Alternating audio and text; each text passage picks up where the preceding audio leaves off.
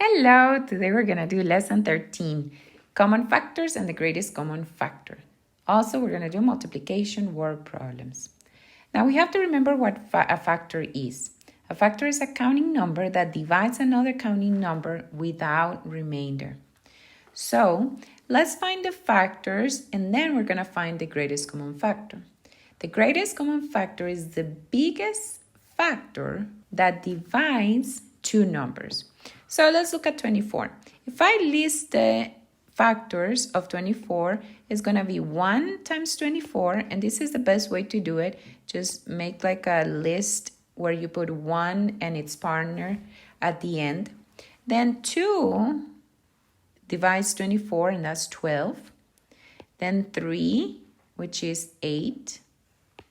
Then we have 4, which is 6. And then there's nothing else. So those are all the factors that divide 24. Now, if we divide 30 and we find its factors is 1 and 30, then we have 2 and 15, then we have 3 and 10, and then we have 5 and 6. Notice that there's nothing else, and so we are sure that those are all the factors for those two numbers. Now we can look for all the common factors, and the common factors are 1, 2, 3, 6, and that's it. Now the question is, which one is the greatest common factor? And the greatest common factor is 6, because it's the biggest number that divides both 24 and 30. Let's do the next one. We have the same factors for 24, so I'm just going to copy them from the top. But then for 7, we only have two factors, 1 and 7, because 7 is a prime number. So 1 and 7 are the only factors. So if we have to look for the common factors, actually notice that there's only one, which is 1. And that is also the greatest common factor, because they don't have any other common factors. Now, if we do the same for 24 and 6, again, I'm going to put the factors for 24, and I put the factors for 6. I'm going to have 1 and 6, and then 2 and 3. And those are the factors.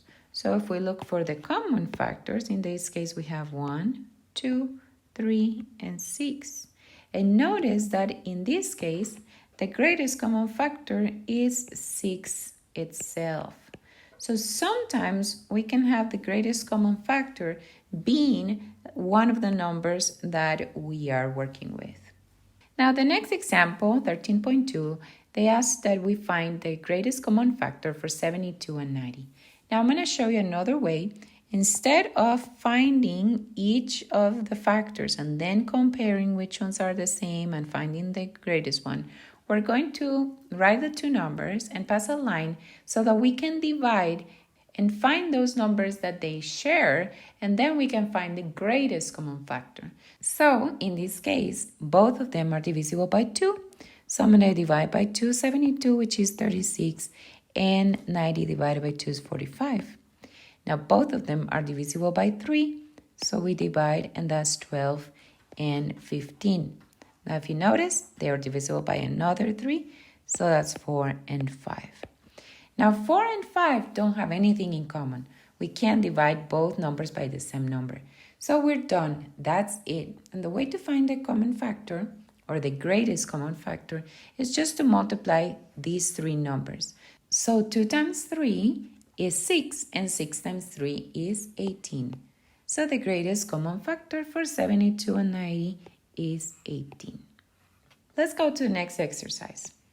In this example, we're going to solve multiplication word problems. So let's read the example carefully, and let's see what are the key words that help us understand or realize that this is a multiplication word problem.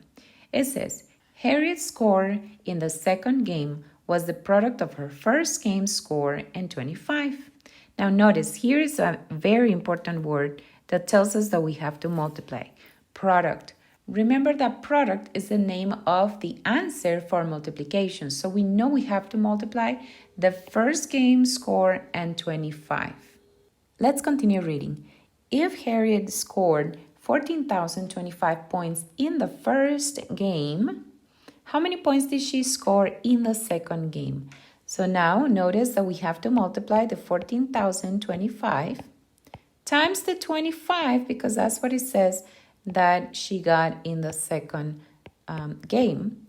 If we multiply that, that's 5 times 5 is 25. We pass 2. 5 times 2 is 10 plus 2 is 12. 5 times 0 is 0 plus 1 is 1. 5 times 4 is 20. And 5 times 1 is 5 plus 2 is 7. Then we leave a space and we multiply times 2. 2 times 5 is 10, pass 1. 2 times 2 is 4 and 1, 5. 2 times 0 is 0. 2 times 4 is 8 and 2 times 1 is 2. Now we're going to add and we get 350,625. There's no decimals, so we don't have to worry about decimals. And that's it. That's what she gets in the second game. The product of the first game and 25. In example 13.4, it says, Roger scored 26,142 points in the first game. He scored 7 times these many points in the second game. And again, what is the key word here? In this case, the key word is times. 7 times is 7 multiplying the score in the first game. And then it says, how many points did he score in all? Now we have to see that they're asking for the total amount of points both in the first game and the second game.